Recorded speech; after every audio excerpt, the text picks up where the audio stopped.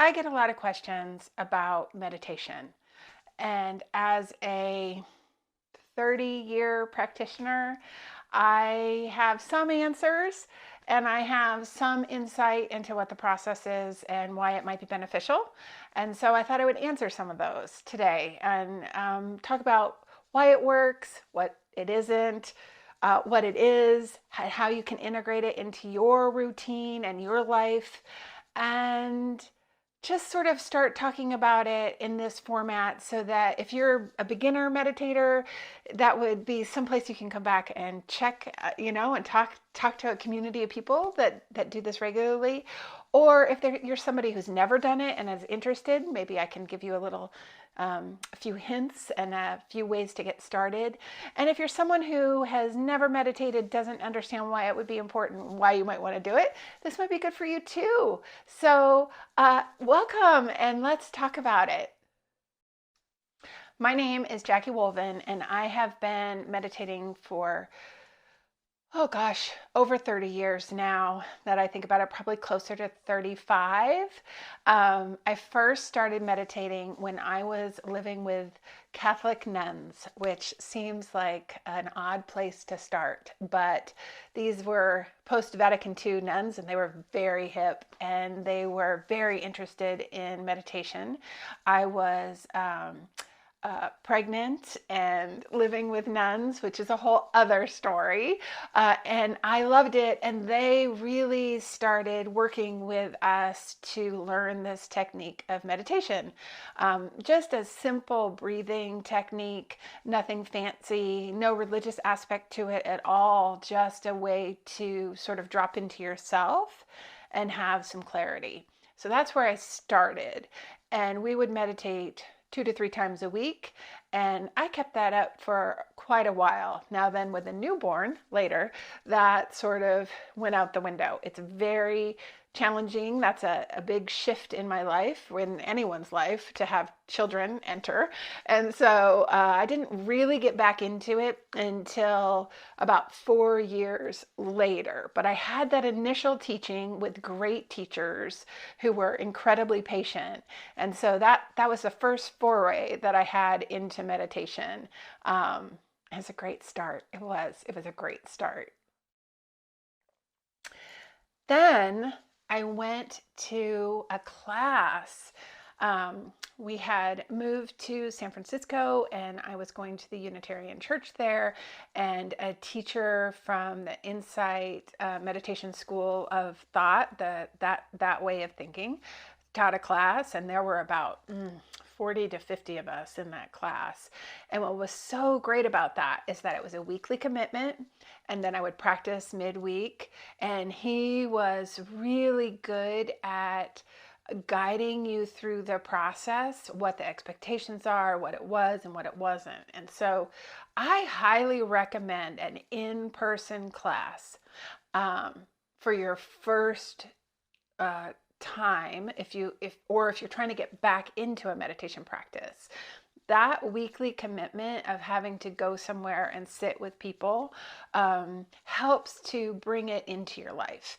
And if I had that here, I would be doing that still, because I do think there's value in coming together as a group, but there's also just to your personal commitment. If it's a class and you are going to go and it's on your calendar, you make it happen. And so, yeah, I do recommend that. So if you can find some place to take a meditation class, I would definitely. That's a good first start.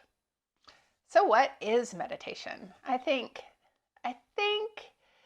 people think that you transcend, or some magical thing happens, or there is, I don't know, glitter and stars and rainbows, and that isn't really what happens. It is just a way of going into yourself quietly, observing what's happening in your mind, because you are constantly telling stories to yourself, even if you're not aware of it. So you're watching that, you're feeling the emotions as they go through, and you are paying attention. It's really just a practice in paying attention. And then you take that practice as you practice longer. you take that practice into your everyday life. So you do that when you're chopping vegetables, you do that when you're washing your hands, you do that when you're taking a walk. But the very first, when you sit down on the cushion or in the chair, is just a way of being introspective and quieting the chaos that's up here. And if it's nothing else than that, there's value in quieting the chaos. So no rainbows, no magic, just a quieting sense and ability to have presence in that time and space and place. That's what it really is. That's what the practice is, like, on every level, honestly. There are lots of things added to it on top of it, but really it's about paying attention. And I find that it's calming. It helps to release some anxiety. It also helps me just feel more aware of how I'm feeling and that in that moment, and then I can transition to the next moment with a little bit more grace and a little bit more peace, which I think we could all use a little bit more of. Sometimes I get the question, yeah, but have there been rainbows and magic and all of that? I wouldn't say that. I will say that some forms of meditation can have a physical feeling. I guess I would say that, where you are really dropped into a moment and you are just feeling that moment, which does sound a little bit like rainbows and fairies and magic. Um, it isn't. It isn't. It isn't like a drug experience, so it's not like that. It isn't. It isn't that you see visions. It isn't like that. It can just be that you can get lost in the sense of your own mind, where you are completely relaxed, completely in your body, and feeling just great. Like it can feel great. I will say that is rare. That isn't usually what's happening when you're meditating. And I don't seek that. So that's an important distinction, I think, is that although I've had those experiences, and like I said, they feel great, that isn't something that I'm grasping for or reaching for or expecting. That's just something that can possibly happen. Um, yeah, I think that if I were grasping for it or reaching or hoping, that would ruin the whole thing anyway, and I wouldn't have that experience, right? So that's like a circle, like, and I don't want to be in that circle. I want to just be with whatever is and whatever happens. And so, yeah, not many rainbows and fairies or magic, but sometimes a feeling of really deep presence, and it's very peaceful, and I'll take that any day. Other meditation experiences that I've had are, I've done silent retreats, like 3 and 4 day and 7 day retreats, which sounds daunting, but honestly isn't, because you just kind of get into the groove of it. And there's always, if you're afraid that you never get to talk, there's plenty of time for talking actually in those silent retreats. They're usually led by a lead teacher or teacher team, and they guide you through the process, whatever that might be for that particular branch of meditation. And so that has been a lovely experience too. I've done that many, many times, and I recommend that. Not necessarily for your first foray into meditation, because that can seem pretty daunting. Better to take a class and get started that way rather than committing to 7 days, right? You might think, oh, if I went whole in and just did it, I get better at it. No, you might actually get more scared or have more feelings might come up that you're not quite ready to be prepared to deal with. And so it might be better to take small doses rather than to take some big jump into like a long range retreat situation. But I have like that, and as you progress on your meditation journey, I recommend it. I think it's a great idea. People often ask me about apps, and I absolutely use an app. I use an app every day. I'm currently using the Headspace app, and I am doing a program on managing anxiety through meditation on that app. I'm on, like, I don't know, week 3 or week 4 or something. But I've done all kinds of meditations on that particular app. I love Headspace. It's beautifully designed. The meditations are short, anywhere from 2 to 11 minutes, so it's not a long commitment of time. They're easy to find. You can find one on any subject matter that you want. There's some that are much more guiding than others. Some have more space in between of silence, which, that just is whatever you like. So I use that. I also use Insight Timer, which I also highly recommend. Especially if you are a more spiritual person who is looking for all different kinds of spiritual offerings, Insight Meditation has it all, and it has really amazing teachers on there. And I pay for my subscription, but it's free. It has a free option, and that's fine to get your feet wet, and you may never have to pay, actually. I do love it. I think that it has some really great, I've explored things that I never would have, like I've done a mantra course, and I've done a deep listening course, and I've done a 30-day early morning meditation course that I've just really loved. There's lots of offerings there. And there are other apps too. Open is one that I can think of, and many even fitness programs offer meditation. You can find it anywhere. And what I would advise is just use what works for you. There's none of it is better.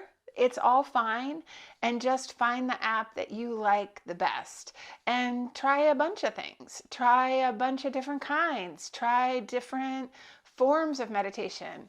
That's what the apps give you the opportunity to do, to try other options. It's not all just sitting on a cushion, which I'm doing right now. It's not all that. There are walking meditations. There are, like I said, mantra, where you are repeating something. That's very helpful for some people.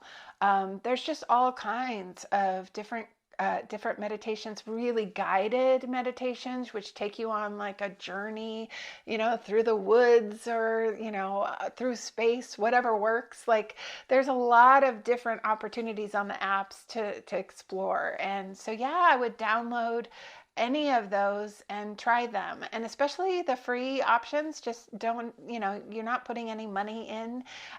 Give yourself 10 minutes a day, and you can probably find something to fit that 10 minutes. Yeah, definitely recommend apps.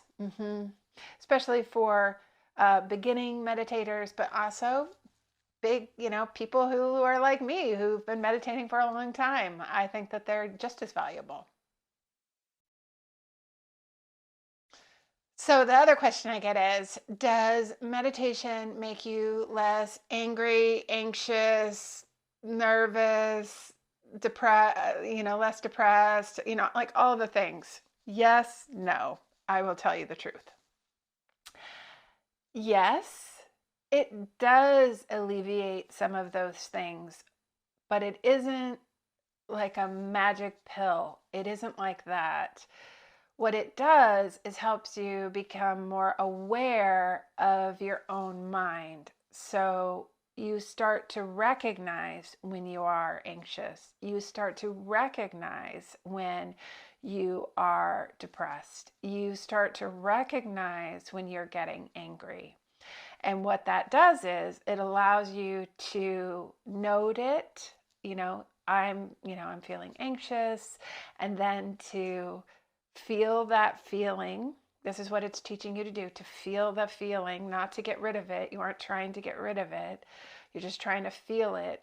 And then it just goes through you, and then you move into the next moment. Instead of getting caught up in it, so meditation is really helping you not get caught up in feeling anxious, not getting caught up in being angry, or not getting caught up in being depressed. And instead of like hooking onto a story that you're telling yourself, oh, I'm so anxious and it's terrible and this thing and that thing and this and this and this and this, it helps you to walk back from that.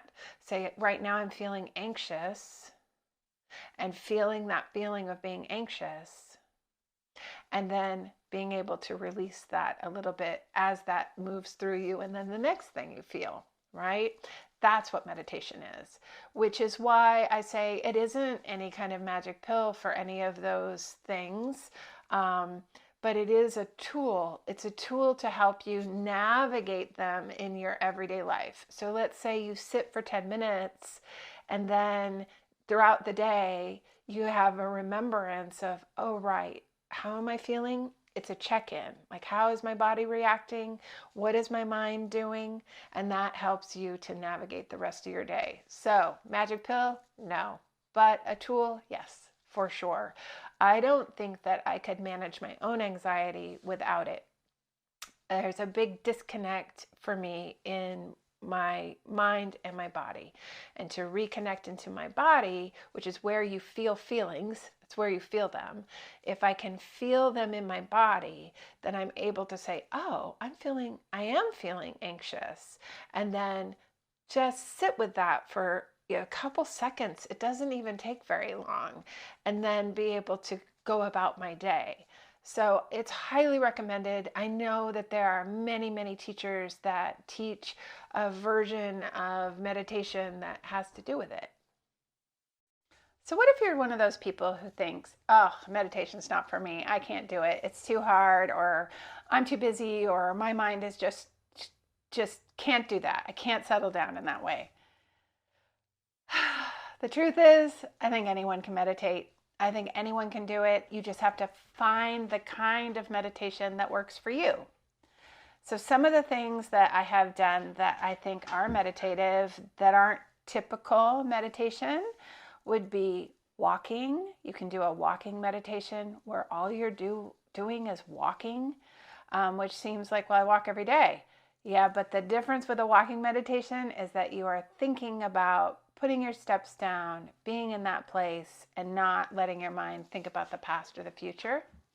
So no planning and no reminiscing or fixating on something else. You're really just thinking about walking. That can be very useful. I think that I have done writing meditation where you just free write, and that is very helpful. And that's another meditation that can be really helpful for people. And that is, you just set yourself with the intention to write, 2 full pages, hand write 2 full pages, and you just let your hand go and you keep writing. That's a form of meditation. I also have found painting to be a meditation, especially if I'm just doing repetitive shapes. That can be a meditative experience. Or some people find it in coloring. Same thing, where your mind just is allowing itself to be and to settle. And that can be great for people. It might be swimming. It might be being in a sauna. It might be any kind of quiet contemplation that you have. Or you might find it in some more traditional forms, which is, sitting and listening to your breath, counting your breath to 10, and then continuing that process. Or it might be transcendental meditation, which is TM, which is sort of a trademarked meditation, but that's a simple form of meditation. If you're struggling, or if it's a thing you've tried but you're not sure you liked it or it worked for you, try a different kind. That might be the way in, rather than thinking that it has to be just this one way. I would highly recommend trying something different. So just find the one that works for you. And then if you're a long-term meditator and you've been doing it a certain way for a long time, you may find that you need to switch it up because you aren't really doing it anymore. Or you're doing it and it's not really doing anything because you're not you've sort of lost it, I guess. And so try something else, mix it up. I recommend that to most people. Just try to find the thing that works for you. And then if that stops working, try something else. So what's my go-to form of meditation? I'm either using the Headspace app for 11 to 15 minutes, or I am sitting and counting my breath. I find that that's really the easiest. So counting your breath in and out to 10 over and over again until I stop that and I just allow my mind to be wherever it is. That's what I tend to do. And I meditate once a day, sometimes twice a day, but mostly just once a day. And the biggest takeaway that I have, honestly, is just knowing that in the rest of my day, I can go back to that sense of peace. Because it's within myself. There isn't any magic, anything that makes it happen. It's just within myself. And so I have kept with it. There have been stretches of time where I've stopped meditating for whatever reason. Sometimes it's because I am in a really busy season and I can't seem to find the time. But usually when I look back at that, it's because I've been depressed or I've been really anxious. And so I've made the commitment in the last several years that even no matter what, I just try to do it. I will often take a day off because I feel like we should. I don't think that anything that becomes rote is healthy necessarily. So I do take some, a day off here, a day off there. But most every morning you can find me sitting. I really wish that I could tell the new meditator to just keep trying. Just keep sitting, keep doing it, and not to look for any kind of magic thing to happen, just to realize it's a way of knowing yourself better, and that because we live in such a fast-paced environment and everything is instantaneous for the most part, any kind of pleasure is instantaneous, we don't have to want for much anymore. I think that it's a good antidote to that our mind and body isn't actually built for this kind of speed that we're at today. Our mind and body evolutionarily is probably slower. And yes, it's fun to be fast and furious and do things really quickly and move. But to keep that pace can be really challenging for the mind and body. And so this is an antidote to that. And I just recommend that if you're new or you haven't done it for a while, that you just give it a chance. Give yourself an opportunity, say, for the next 45 days or the next 60 days. I know a lot of things are 30-day challenges or 28-day challenges. And with meditation, it's not a 28-day thing. It is a long-term, slow, incremental changes to who you are and how you are in your life and in community and in your work. And I feel like this idea that you can gain it in 30 days puts a false expectation and can be a real bummer if you are just starting meditation and you're like, okay, yeah, I'm not really getting it. I'm still just as anxious and I'm still just as wired as I was when I started. And so giving yourself a longer stretch of time, even 6 months to a year, to see what the benefits are, I think is a healthier approach than, say, a 28-day or 30-day challenge. I hope that you'll just give it a chance. Honestly, that's what I hope. So will I still get angry and frustrated and mad and sad if I meditate? Yep. The short answer is yep, you will. Because you're human and those are human emotions. And that meditation is not about getting rid of those things. That is not the point. The point is to recognize it in your mind and in your body. So will you still feel those things? You will. We all will.